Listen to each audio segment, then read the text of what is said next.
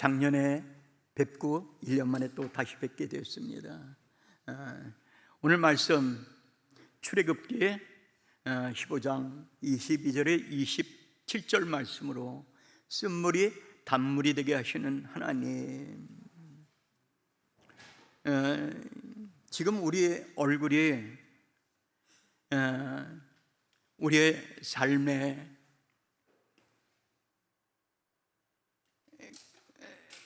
어떻게 이 세상을 살아왔느냐를 갖다가 우리 얼굴에 나타내고 있다고 합니다.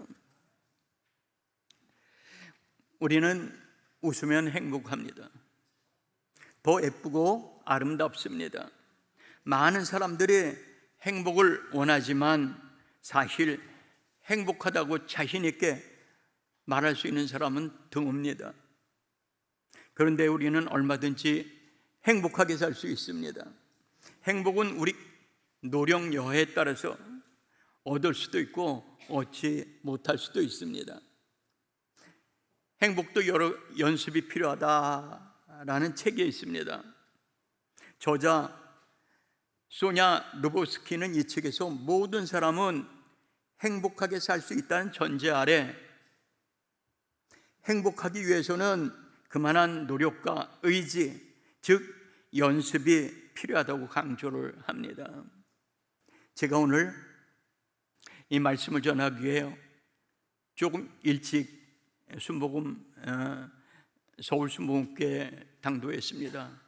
그래서 저 대성전 바로 앞에 있는 자리에 앉아서 잠시 기도를 하고 오늘 말씀을 어떻게 전해야 할지 마음이 떨려서 눈을 감고 진정하는 마음으로 있었는데 우리 권사님 성가대 연습을 하고 계셨어요. 천상에서 들려오는 찬송소리더라고요. 이렇게 열심히 연습을 하는데 말씀을 전하는 저는 얼마나 노력을 했나 하는 그러한 저의 마음대로, 저의 마음에 좀 미안함을 느끼더라고요. 이렇게 열심히 하시는데 주의 종으로서는 얼마만큼 열심히 일을 하고 열심히 말씀을 준비하고 있는가라는 그런 생각이 들더라는 말입니다. 나는 오늘부터 행복하게 살기를 결심했다라고 결심하면 우리는 50%가 행복해진 거라고 합니다. 행복에 관한 한 두 가지 유형의 사람이 있습니다. 먼저는 많은 행복의 조건이 있음에도 불구하고 나는 불행하다 이렇게 생각하고 살아가는 사람이 있습니다. 또 어떻게 보면 불행의 조건이 너무도 많은데 불구하고 정말 행복하게 살아가는 사람이 있는 것입니다. 둘 중에 우리는 어떤 사람들입니까? 스스로 행복하다고 여기십니까? 불행하다고 여기십니까? 그렇습니다. 우리는 정말 행복을 연습해서 우리가 행복해야 되겠다라는 마음속에 다짐을 갖고 살아야 하는 것입니다. 오늘 본문을 보면 모세와 이스라엘 백성들이 하나님의 능력으로 홍해를 건너는 기적을 체험한 지 불과 3일 만에 마라의 쓴물을 만나서 만나 쓰다 먹을 수 없다라고 불평을 합니다. 살다 보면 가끔 마라의 쓴물을 만날 때가 있습니다. 그들은 마음이 상한 상태에서 올바른 결정을 내리지 못하고 불평과 원망의 죄를 지었습니다. 삶을 살다 보면 마음이 상할 수 있는 여러 가지의 순간이 있습니다. 그렇기 때문에 잠언 말씀처럼 우리는 더욱 마음을 지켜야 하는 것입니다. 생명의 근원이 마음에서 나오기 때문입니다. 마음의 가시가 숨겨진 마음이라면 그 속에서 어떻게 올바른 생명의 역사를 할 수 있겠습니까? 그리고 마음이 상했을 때 올바른 선택보다는 잘못된 선택을 하기 쉽다는 것입니다. 그래서 우리는 항상 우리의 마음을 잘 지켜야 합니다. 그럼 마라의 삶을 극복하려면 어떻게 해야 할까요? 첫 번째, 마라를 인정해야 하는 것입니다.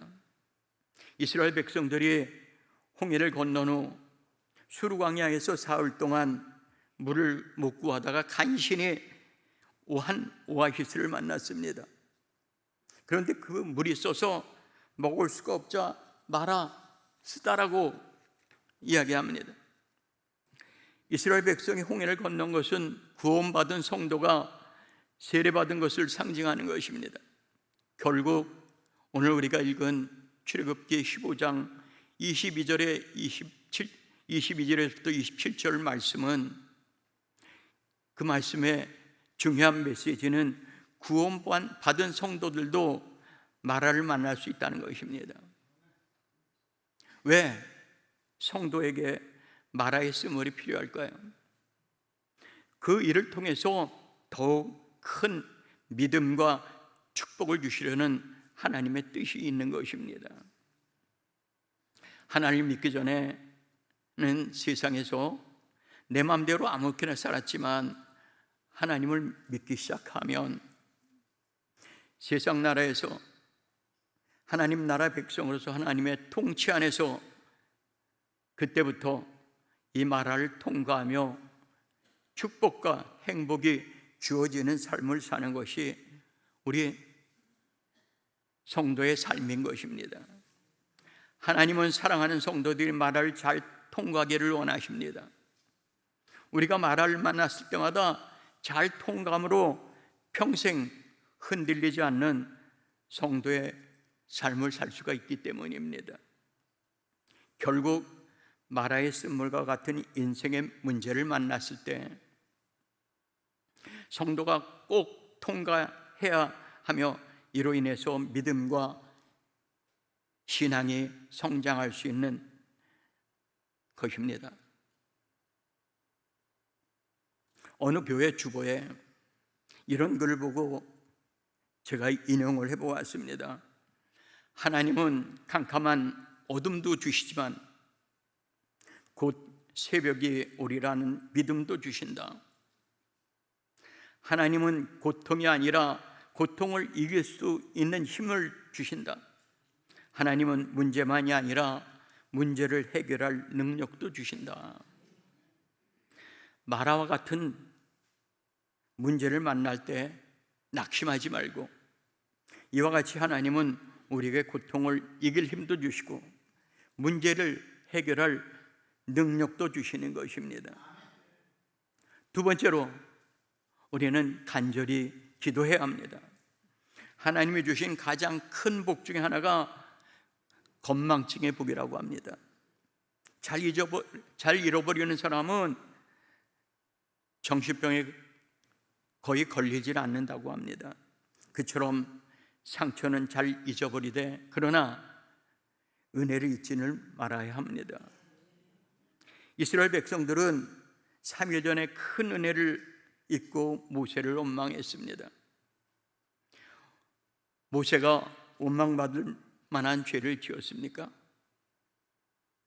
죄가 있다면 출애굽을 이끈 죄밖에 없었습니다. 그때 모세는 애통하는 마음으로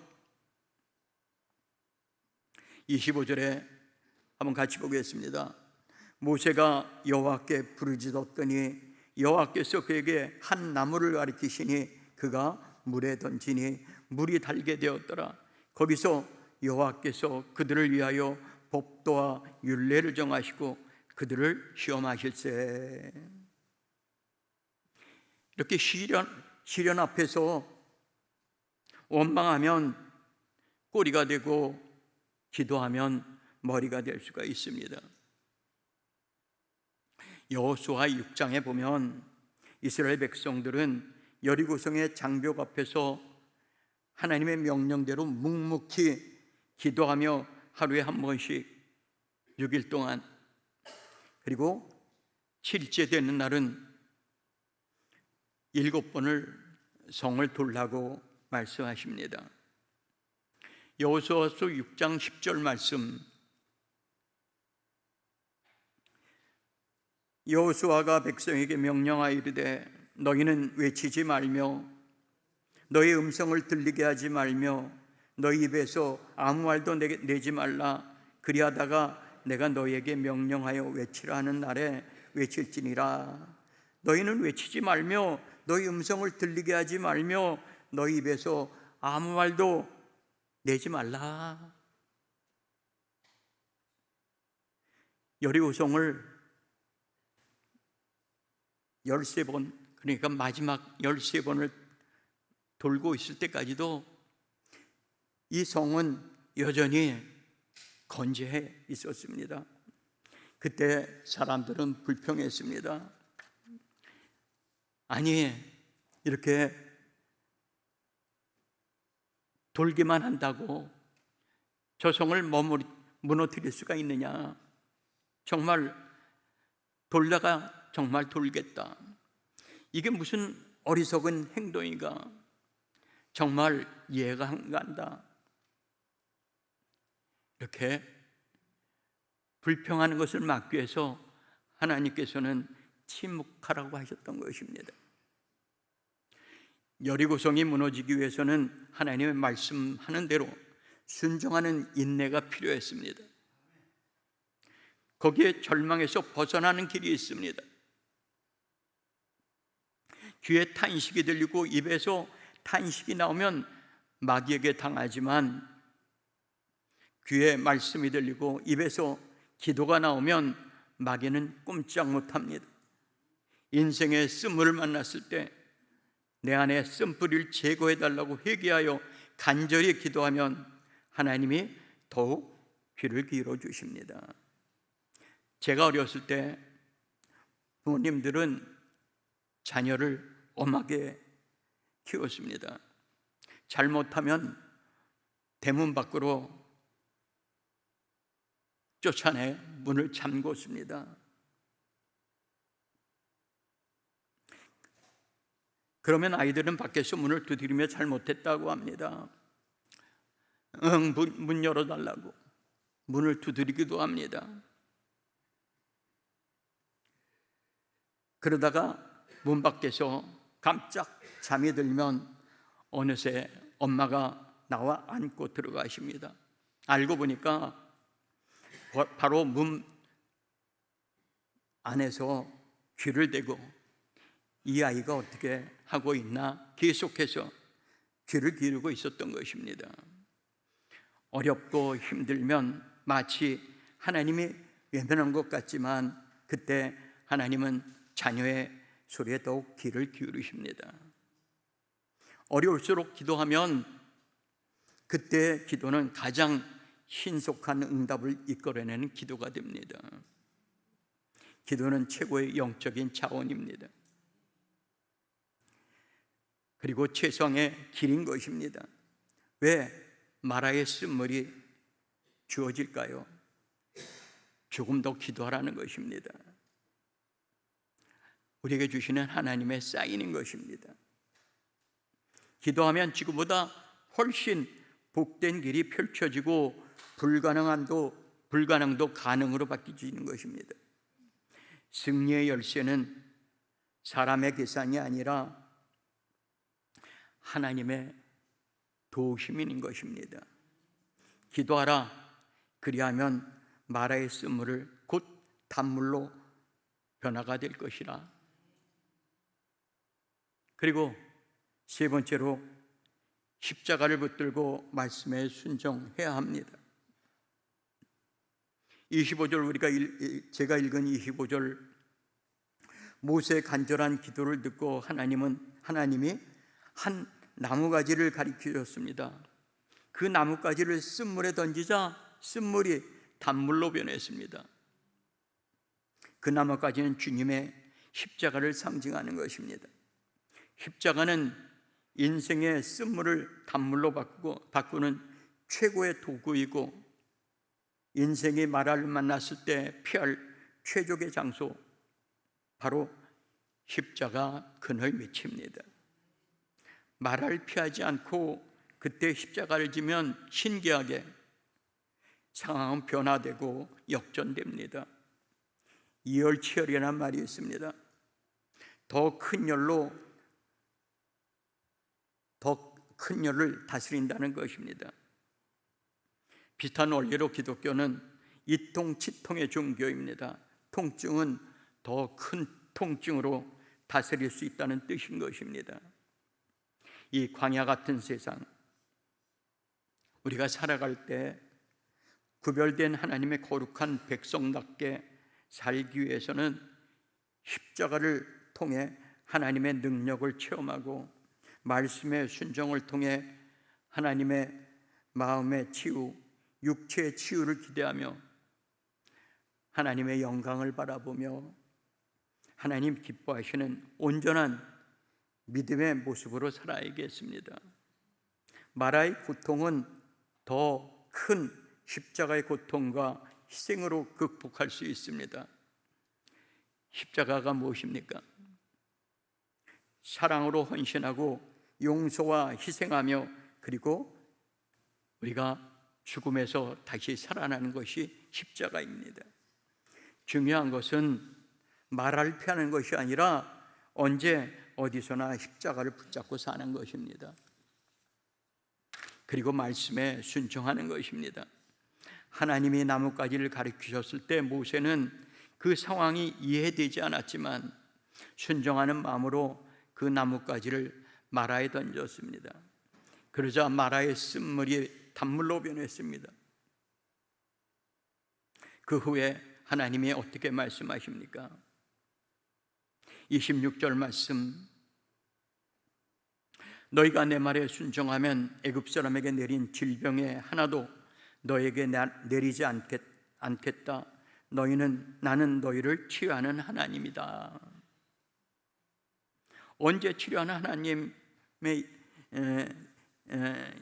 치료의 역사가 가장 잘 나타날까요? 하나님의 말씀을 듣고 순종할 때인 것입니다.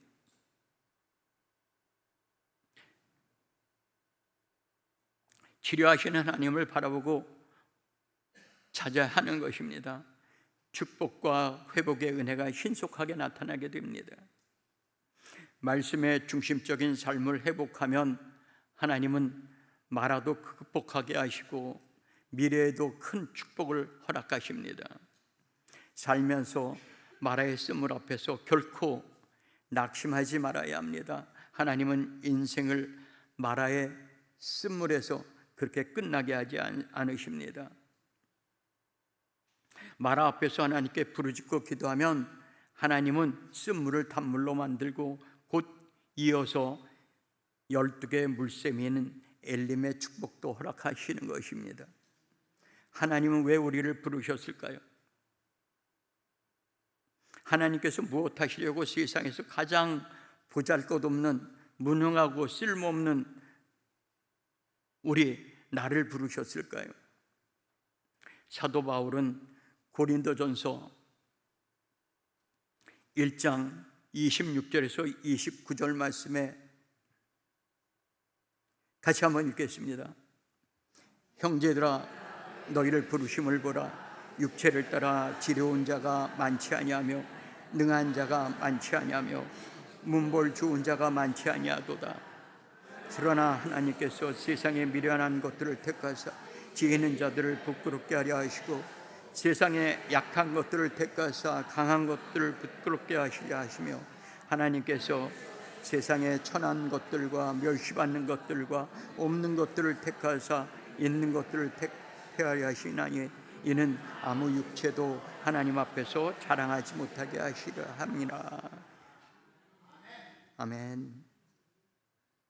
하나님께서 세상에 약한 것들을 택하사 강한 것들을 부끄럽게 하시려고 우리를 부르셨다는 것입니다. 세상에서 잘나고 유용하고 쓸모있고 보여줄 것이 많은 사람을 부르셔서 하나님의 위대한 일을 맡기고 능력을 주셨다면 그들은 자신이 잘나고 유능하고 보여줄 것이 많아서 이런 놀라운 결과를 만들어냈다고 하지 않겠습니까? 그러나 우리들 같이 내세울 것도 없고 할 줄 아는 것이라고는 아무것도 없는 무능한 저를 부르셔서 하나님의 종으로, 일꾼으로, 그리고 성도로 세워서 뭔가를 이뤄냈다면 우리들이 잘나서 그런 것이 아니라 전폭적으로 하나님의 은혜요, 하나님의 능력이요, 하나님께서 하신 일이라고 하나님을 높이고 영광을 돌려드리지 않겠습니까? 그래서 우리들이 같이 나약하고 보잘것없고 아무 쓸모없는 우리들을 부르셨다고 말씀하는 것입니다. 그러니 하나님께 감사해야 합니다. 마음속 깊은 곳에서 우러나는 감사의 고백이 있어야 합니다. 나를 여기까지 있게 하신 하나님을 정말 감사합니다 라는 깊은 고백이 있어야 합니다. 하나님께서도 우리의 이 감사의 고백을 들으시면 기뻐하실 것입니다. 때로 말할 만하지만 말을 잘 극복하면 영혼이 강해지고 비전이 뚜렷해지고 인격도 좋아지고 성공을 위한 귀한 정신력도 얻는 것입니다. 어린아이들이 한번 심한 병을 앓고 나면 성숙해지듯이 지능도 커지듯이 마라가 클수록 하나님의 은혜와 사랑과 축복도 커지는 것입니다. 그런 의미에서 마라의 고통은 오히려 우리에게 주신 하나님의 선물인 것입니다. 마라의 쓴물을 맛보게 하신 하나님은 엘림의 영광도 보게 하시는 것입니다. 우리가 요즘에 겪고 있는 우리나라의 실정을 보면서 저는 이렇게 생각합니다. 우리가 이렇게 어렵고 힘들어 이러한 고난을 겪고 나면 하나님께서 더 크신 우리의 축복과 기쁨이 있을 거라고, 은혜와 은총이 있을 거라고 저는 생각합니다. 27절 말씀 같이 한번 보겠습니다. 그들이 엘림에 이르니 거기에 물샘 12돌과 종려나무 70그루가 있는지라 거기서 그들이 그물 곁에 장막을 치니라. 엘림은 12개의 샘과 70그루의 종려나무가 있는 오아시스인데 숫자가 12와 70은 온전한 이스라엘 백성을 상징하는 수인 것입니다. 마라의 쓴물뿐만 아니라 오아시스는 엘림도 예배해 주시는 하나님이십니다. 그러나 엘림은 종착지가 아니라 중간 쉼터일 뿐입니다. 그러므로 마라의 쓴물에 너무 실망하지 말고 엘림의 오아시스에 너무 기뻐하지도 말아야 합니다. 마라의 기적과 엘림의 쉼터의 일을 체험하고도 사람들은 또 엘림을 잊고 맙니다. 마라의 쓴물 후에는 은혜의 엘림과 엘림의 축복이 예비했음을 기억해야 합니다. 영원한 천국을 바라보며 중간 쉼터에서 다시 전진해 천국을 바라보고 영생을 바라보며 전진해 나가야 하는 것입니다. 우리가 세상을 살다 보면 쓴물을 만날 때가 있습니다. 그러나 하나님은 쓴물을 변하여 단물이 되게 하시는 분이십니다. 우리는 오직 하나님의 믿음으로 그리고 순종으로 모든 쓴물을 단물로 극복하시고 승리하시는 우리가 모두가 되시기를 축원합니다. 기도하겠습니다. 여기까지 있게 하신 참 좋으신 하나님, 하나님께서는 우리를 크게 쓰시려고 우리에게 고난으로 연단하십니다. 편안함을 삶을 살려는 인생이 되지 않게 하여 주시옵소서. 마라의 쓴물을 겁내지 않게 하여 주옵소서. 인생의 쓴물과 같은 일을 당할 때 주님 앞으로 나오게 하여 주시옵소서. 주님만 의지하게 하여 주옵소서. 예수님의 이름으로 기도합니다. 아멘.